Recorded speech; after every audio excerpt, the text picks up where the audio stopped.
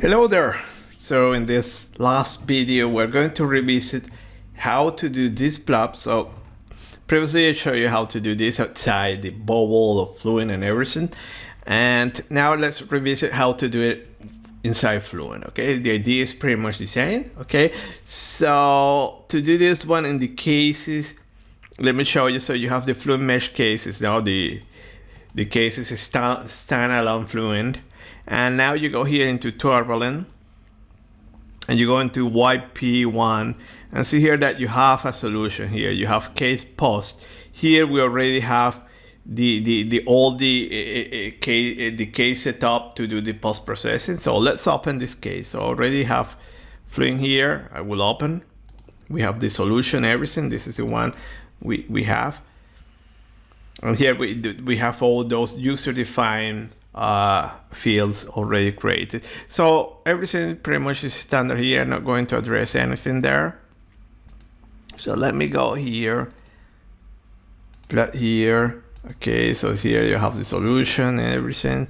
And if I go here in Plops, see here that I have different Plops. Okay, so see that in this one we have U plus, Y plus. This is the one that we're interested, and see that usually, so let me go back here. When you see that you have this one is the validation data, you go there, select everything there, and you plot and you have the different. So this one corresponds to a solution coming from another software, different physics, but you see that you should always recast that. Then you have the analytical one. So just to I think already addressed this one, but when you see this one here is that you are already in the mean flow. Okay, you are outside of the boundary layer, you reach the mean flow. And in our case we have this one, the dubs, and when it goes down like this, remember that you have the upper wall. So when you start to see this one is that this is the effect of the upper wall, will be something equivalent to the mean flow. So these plops will change a little bit according that you have pipe flows or external flow, flat plate flows. Okay, you may have this influence, but pretty much see that the logarithmic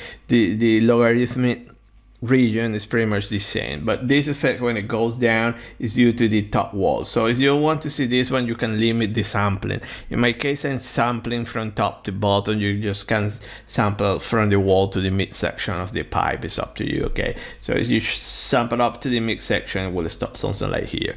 So how to do this one here? So just to show you the rest of the plops. So now that you have access to Y plus, so you can put like turning kinetic energy. Remember that it's very energetic here. The boundary layer TKA is produced there in the where you have a strong viscous effect. Okay, then you dissipation also. Okay, everything is dissipated close to the viscous layer in the buffer layer.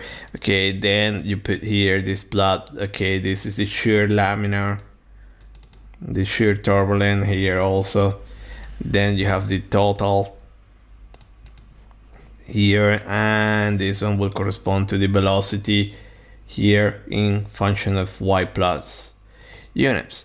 You can go here in data sources, and also you can add this one, and let me put this three which correspond to shear, and see that you have this plot here. So as you check, remember, if you check this one with the 2D case, you see that there are slight differences, but pretty much remember the 2D flows are very energetic. Okay, so you will have different peaks, different minimum and maximum, but pretty much the behavior is the same. And this strange things that you see here, remember also the 2D mesh was a perfect one. This is a tetra mesh. So this is the influence of the mesh quality. So see the importance of mesh quality and type of elements that you're using. So if you have something finer, probably you're going to get a straight line here like in the 2D case, but pretty much we have the behavior that we know that we should reproduce. So how do we do these plots and compute these quantities? Because we don't have these quantities by default in Fluent. So remember, you go here in parameter customization and you have custom field functions, and here's where you compute those quantities. So let me go here, right click, manage. And if I open this one, just to probably I sound like a broken record on this, but just to remind you how to compute this. So you sample shear stress here. And then in this line, normal to this point, you sample velocity. But what is important that now the distance from the wall to the flow should be measured from this point. So this point should become 0, 0, 0. And then you measure distance from here to here. So you have to be careful that here, see that we have this custom field that we compute the height. So I know my y here minus the radius, and I compute that height. Then to compute the y plus, you have it here. You access the function density. Okay, this is shear velocity, height, laminar viscosity. U plus, velocity magnitude, and shear velocity. Everything you are going to plot it in the line that you choose. When you choose your surface, you plot that line there.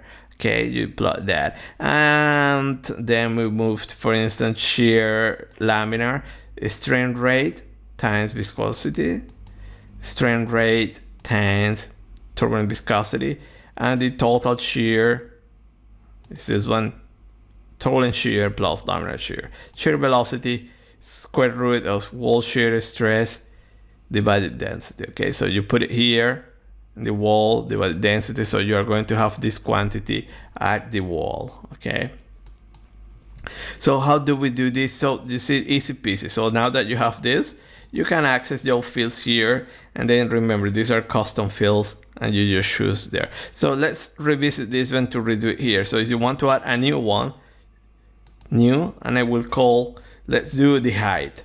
So if you want to do the height, so see that the height, remember, is the absolute value. Remember that is a positive quantity. Just again, let me stress, it is a positive. If you put that one in a logarithm, a negative quantity in a logarithmic, you know that we're going to get an error. So it's positive quantity, and also starting from the point where you sample the shear stress, you go from there up to the core of the flow.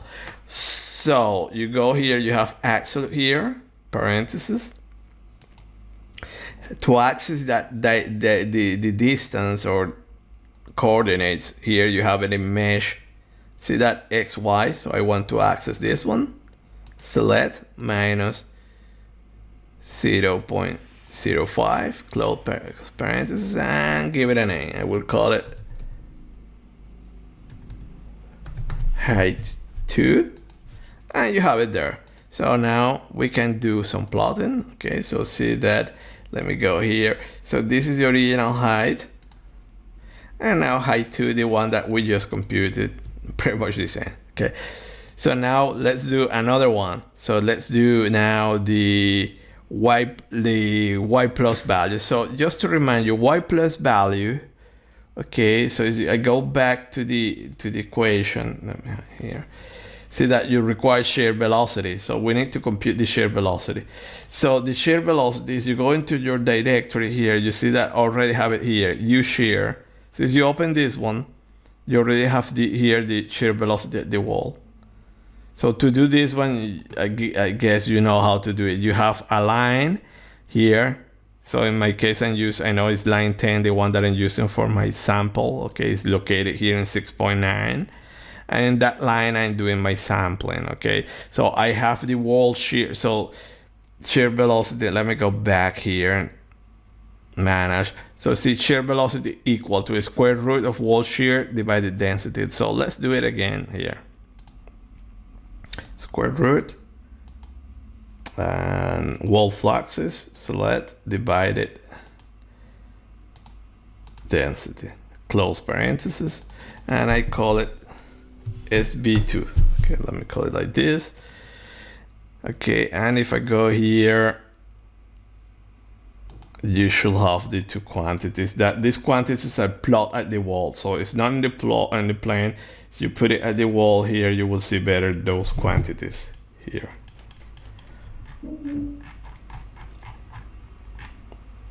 See here that it changes of the wall shear depends on the wall shear stresses, and we know that wall shear stresses are different. You can plot the wall shear stress and you will see that. Okay, so you have here your wall shear stress. So now that we have that quantity, okay, that pretty much you check the previous one, shear velocity 1 with the one that we just computed, they are the same values. Okay, we can do a sampling in a line, this line. Okay, so let me go here and let me do it here in the last one. Okay, so you have here white plus. So let me do a new one, and I will do it like this, that I want to sample custom fields and this one. Okay, line 10, and see that you have it here. Okay, your shear velocity here, everything 0 on this point. Okay, so probably no, here I need to change it like this. Probably we understand better than this. So this is the wall, the value, and what you do, save this one, right? And let me call it test. Okay, so as you go back here, see that you should have test. What is the right? Okay, it was saving in validation data. So let me go back one. Okay, so see that you have it here, test. So as you enter validation data, you have it there. So as you open test, see that you have the value. So this is the value that you need. This is your shear velocity at the wall. Okay, so now when you compute the other quantities, like if we go manage here, see that y plus, that it has shear velocity. This is the value that we're inserting there. So let me do it again. Manage, new. So always remember this definition, very important. Never forget this.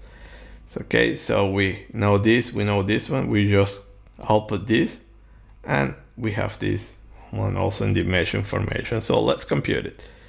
So it will be, okay, so first we have density, okay, select times custom function shear velocity. Okay, it's not, oh, okay, careful, it's not shear velocity that you need to put this one, okay, because shear velocity will get the whole field. So you need to put this exact value that you have there that you sample, 0.047. Okay, so you put the shear velocity there, you're going to see different results. 4.1. Okay, let me close here. Why? Okay, this is times the we have here. So remember that y now is the height. It's not the coordinate, it's the height that you have corrected, because remember you start from 0, 0 here, so you have corrected that height. Select, divide, okay, by molecular viscosity. Should be properties here, and you call it, and let me call it yp2. Okay, we have it there, and now we can compute again a new one called the u plus. Okay, the other one is u plus, is this one, velocity sample in this line divided the shear velocity. So you go is velocity magnitude, so that divided this quantity here, 0.047. So this is a little bit annoying when you have to put it like this, but also you can parameterize this here. You have some option manage. I'm not going to the top, so probably make a mistake there. 47 5 8 4 1, and I call it up2. Compute, and we're done. So if I go here, new plot, disable this one, and in the x-axis I want custom fields, I want y plus 2, and y-axis I want u plus 2, x-axis. Okay, along this line. So see that you select this one and you're doing that sampling. Okay, and this is what you have. And now what you need to do is axis, x is logarithmic, logarithm, and you have this. So see that, let me change here from this to this. So see that when it goes down here, basically it's this one. You reach here and you're seeing the influence of the other wall. So you are outside that influence. So user probably would be better to plot up to the middle. That will be like 2500, yes, in Y plus there. So let's do it. So change this one, okay, and out to range from 0 to 2500. Okay, 0 logarithm of 0 doesn't exist, so put a small value there, and you have it there. So see that now you have it there, and probably you can put a much smaller value there. This one, and you can increase this one to 3000 maybe. Oops, 3000. See that you start to go down, and now we can load the other data from for validation. I don't need this one. I just need that one.